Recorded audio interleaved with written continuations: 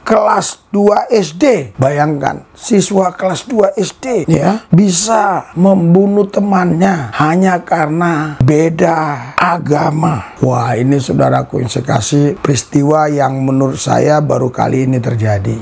Selama ada Indonesia ini ya, yang saya ingat baru kali ini terjadi. Anak kelas 2 SD bisa membunuh temannya karena beda agama. Saudara Bapak sekalian, kenapa ini bisa terjadi? Kemungkinan.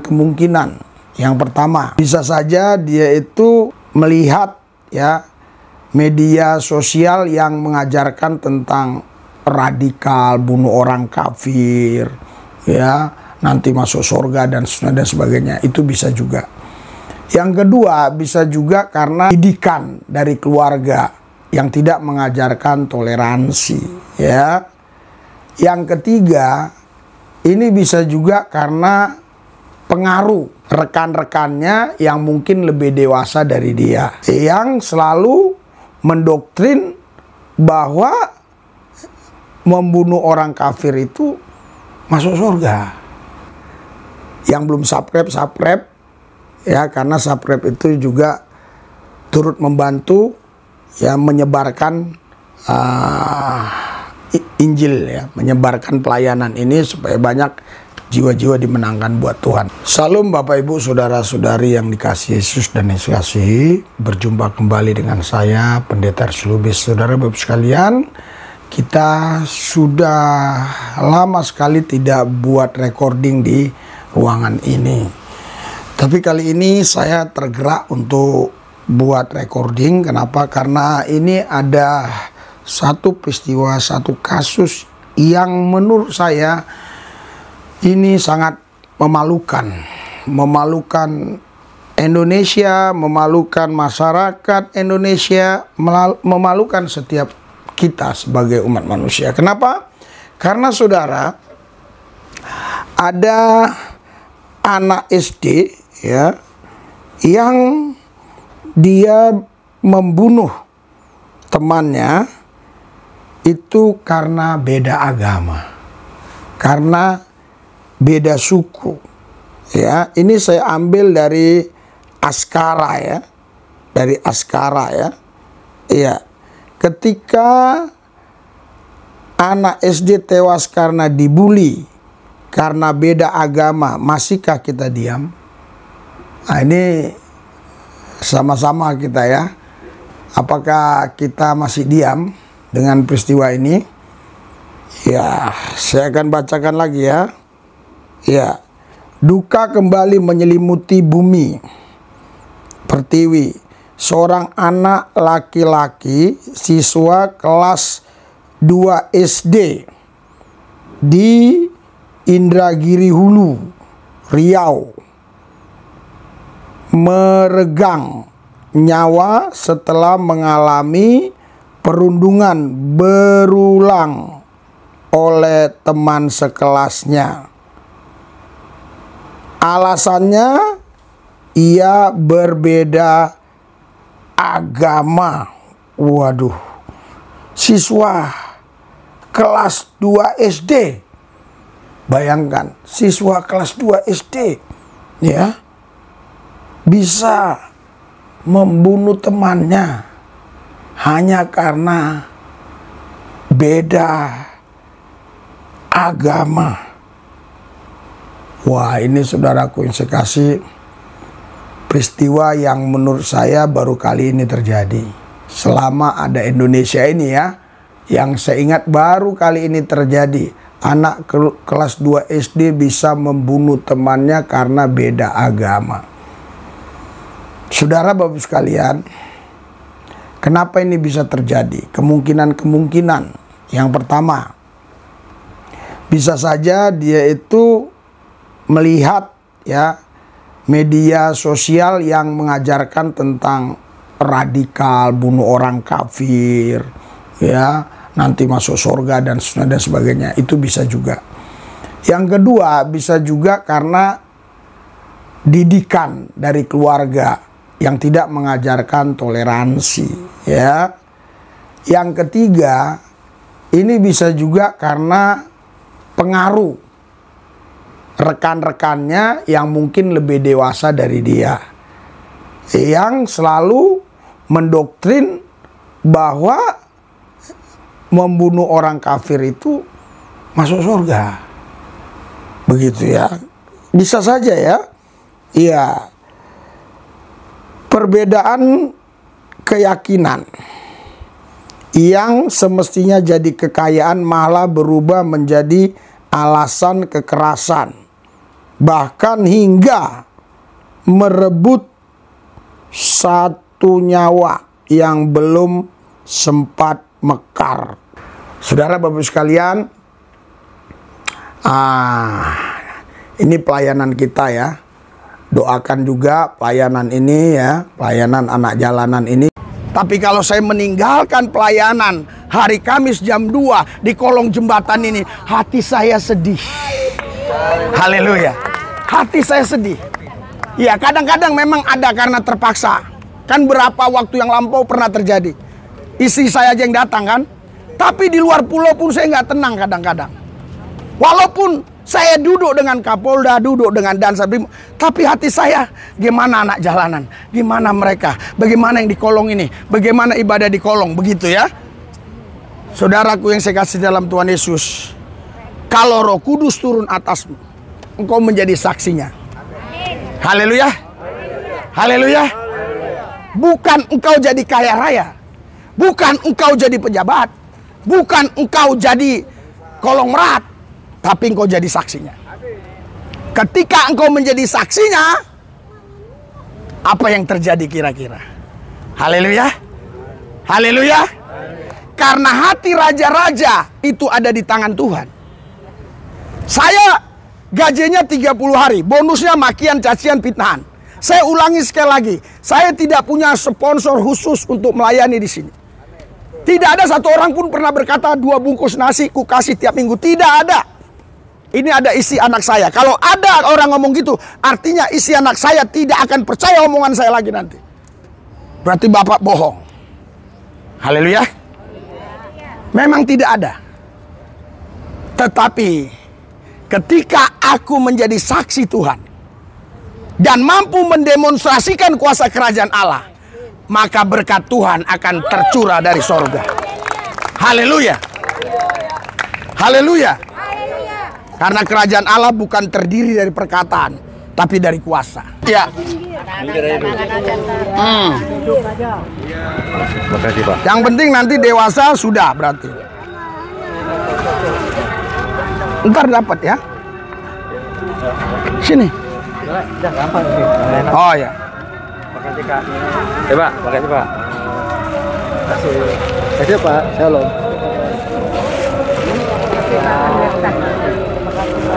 Makasih Pak. Ya, selamat kenaikan Tuhan Yesus ya. Selamat kenaikan Tuhan Yesus ya. Selamat kenaikan Tuhan Yesus ya. Kita juga mengajarkan toleransi kepada mereka. Itu sebabnya di sini tadinya semua berbeda-beda. Tetapi puji Tuhan ya, kalau ada yang mau percaya Yesus ya silakan.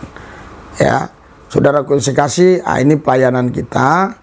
Ya, barang siapa yang mau dukung pelayanan ini, ya ada nomor rekening, ada di deskripsi juga nomor rekening ya.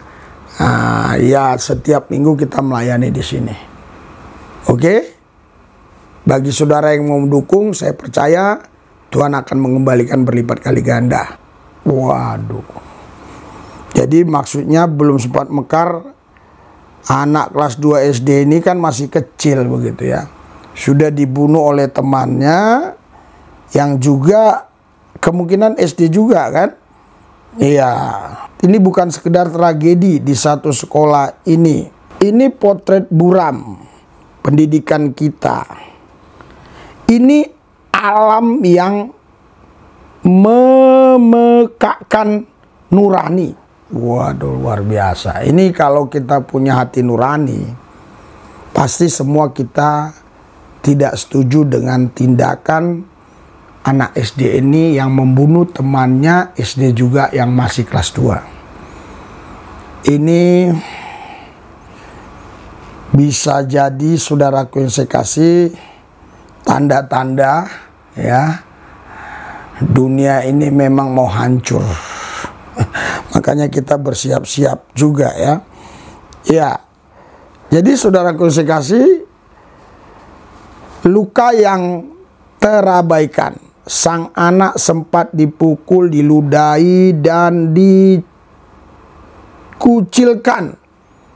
Ia mengeluh, sakit perut, demam, dan terutama sebelum akhirnya meninggal dunia dalam perawatan. Orang tuanya sudah melapor ke sekolah, tapi respon yang diterima dingin, menyepelekan. Ya, kini semuanya sudah terlambat. Saudara, orang tua sudah lapor ke sekolah, tetapi pihak sekolah cuekin saja. Pihak sekolah tidak respon, tidak tanggap, tidak bertindak cepat. Ini pihak sekolah ini perlu juga ya diperiksa, kenapa bisa tidak cepat bertindak gitu ya. Ini perlu juga ya. Iya, saudara, saya hanya bacakan aja ini ya. Bukan hanya pelaku, tapi sistem katanya. Kita tidak buru-buru menyalahkan anak-anak pelaku. Mereka adalah hasil dari sistem yang membiarkan intoleransi tumbuh. Nah, ini yang saya katakan tadi, saudara. Siapa tahu ya, di keluarganya tidak diajarkan oleh orang tuanya toleransi, melainkan yang dia dengar selalu dari pihak-pihak yang dekat dengan dia, selalu dia dengar intoleransi. Jadi yang beda agama itu kafir, yang beda agama itu dibunuh gak apa-apa, kita jihad, mati masuk surga. Kemungkinan bisa dia dengar yang seperti itu. Kemungkinan ya. Iya, kemungkinan bisa. Ya, makanya saudara, kita harus mendidik anak-anak kita toleransi. Memang betul kita harus ya radikal terhadap iman kita. Karena radikal itu dari kata radik, memegang kuat, memegang teguh iman kita. Nggak apa-apa. Tapi bukan berarti kita intoleransi kepada keyakinan yang lain, agama yang lain. Kita tetap toleransi, dia memuji, dia menyembah, dia sembayang, dia apa, ya silakan, gak ada masalah, gitu ya. Ya, dia sholat. Malah di gereja tempat saya selalu didatangi orang-orang Islam yang gak bisa melakukan gerakan sholat. Ya, dia gak bisa melakukan gerakan sholat dikarenakan sakit. Kita doakan sembuh. Lihat aja TikTok Rizul Lubis, langsung dia bisa sholat. Atau KKR Taman Kencana Jakbar ya. Nah, tapi saya tidak tahu judulnya apa ya. Lihat aja di TikTok lah, nanti ketemu ya video-video seperti itu. Nah, itulah tandanya kita toleransi. Setiap minggu ada ibadah kesembuhan ilahi, pasti ada non-Kristen yang hadir. Ya, yang paling gampang terlihat itu ya ketika mereka berpakaian keagamaan mereka, misalnya jilbab atau kupiah putih. Kalau yang Buddha Hindu kan biasanya nggak terlalu kelihatan ya. Kita toleransi, kita doakan, malah kita praktekkan, Bu. Praktekkan, dia praktekkan. Mulai dari Al-Fatihah, ruku, sujud, dia praktekkan di gereja, saudara. Ya, kita nggak suruh dia masuk Kristen atau dia masuk agama apapun, itu terserah dia nanti setelah disembuhkan Tuhan, kan gitu. Nah, makanya ini sistem ini ya yang membuat intoleransi tumbuh. Ya, dibesarkan dalam lingkungan yang tak mengajarkan empati. Sebenarnya apa yang saya sampaikan tadi sudah tertulis di sini ya. Dibiarkan larut dalam dunia digital. Ah, ini kemungkinan yang saya katakan tadi benar juga. Padahal saya belum baca sampai ke sini tadi. Ya, yang syarat ujaran kebencian. Yang harus kita tinjau secara serius adalah sekolah yang gagal menjadi ruang aman bagi perbedaan. Nah, jadi ini perlu, sekolah-sekolah ini perlu ditinjau oleh Menteri Pendidikan dan juga ditinjau oleh Menteri Agama. Jangan-jangan ada juga ajaran-ajaran yang menyimpang di sana. Perlu juga ya, ajaran menyimpang yang saya maksudkan itu intoleran tadi ya. Itu perlu juga ya. Iya, di sini ya, sekolah yang gagal, saya ulang ya, sekolah yang gagal menjadi ruang aman bagi perbedaan. Kurikulum pendidikan yang belum menjadikan toleransi sebagai pondasi. Ya, memang saudaraku yang saya kasih, ya setahu saya sampai hari ini belum ada yang kurikulum toleransi, maksudnya khusus belajar tentang toleransi. Misalnya kan ada dulu kalau saya sekolah PMP, Pendidikan Moral Pancasila, IPS, IPA dan sebagainya. Harusnya juga ada di situ khusus ya pelajaran toleransi gitu. Harusnya. Ya, oke ya. Ya, makanya saudara di sini pemerintah ya, daerah yang abai terhadap benih intoleransi. Nah, ini bahaya kalau pemerintah ini sudah mulai abai ya. Dan kita semua yang diam, yang kadang ikut menyemai kebencian dengan narasi dan sikap. Nah, jadi saudaraku yang saya kasih, saya akan bacakan saja ya. Yang terhormat, ini seruan kepada negara.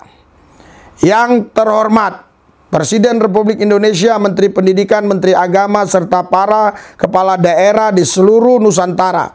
Kami menuntut lebih dari sekedar kunjungan dan belangsungkawa. Kami meminta 1. Deklarasi darurat moral terhadap intoleransi anak. 2. Reformasi kurikulum nasional yang mewajibkan pendidikan karakter, empati, dan toleransi. Tadi sudah saya singgung sebenarnya. 3. Instruksi Presiden untuk membentuk tim reaksi cepat anti bully di setiap kabupaten atau kota. 4. Tadi 3 ya. Ya, ini berarti 4. Sanksi nyata bagi kepala sekolah dan guru yang abai. Saudara, ya, perlu ada memang sidak-sidak atau intel-intel ya. Tapi intel ini jangan dari kepolisian. Intel yang dibentuk oleh Kementerian Pendidikan. Intel-intel untuk melihat dan mendengar langsung gimana ya, gimana ini, apa yang diajarkan itu. Jangan-jangan saudara ada kaum-kaum radikal yang sudah mulai bergerak, kaum-kaum intoleran yang bergerak ke sekolah-sekolah ya. Perlu itu ya, karena negara kita ini saudara negara yang sangat dihormati di banyak negara karena kita berajaskan Pancasila, tetapi juga selain dari itu ya, kita terkenal ya negara yang banyak suku, banyak bahasa, banyak pulau dan segala macam. Tapi kok bisa walaupun berbeda-beda agama kita tetap Indonesia kan gitu. Tidak terpecah belah. Ya. Jadi perlu ada sanksi bagi guru yang tidak peduli dengan toleransi ya. 5. Pendidikan nasional untuk para orang tua agar paham bahwa intoleransi bisa tumbuh di rumah. Nah, tadi yang saya katakan tadi, padahal belum saya baca ini saudara ya. Negara harus hadir, terlebih untuk mereka yang paling rentan. Ya, anak-anak, jika satu nyawa kecil tak bisa kita lindungi, lalu di mana letak peradaban kita? Terus yang selanjutnya ya, oh inisialnya KB ya. Ya, inisialnya KB ya. Ini anak yang meninggal ya. Kita tidak bisa membawa KB kembali karena udah meninggal ya. Ya. Namun kita bisa menyelamatkan ribuan anak lain dari nasib serupa. Mari, mulai dari rumah, sekolah, media, dan parlemen, jangan biarkan perbedaan terus jadi alat pembunuh karakter atau nyawa. Untuk Indonesia yang lebih manusiawi, adil dan beradab. Saudara, ini saya ambil beritanya saudara dari Askara ya. Jadi dari Askara ya saya ambil ya. Nanti saudara lihat saja ya.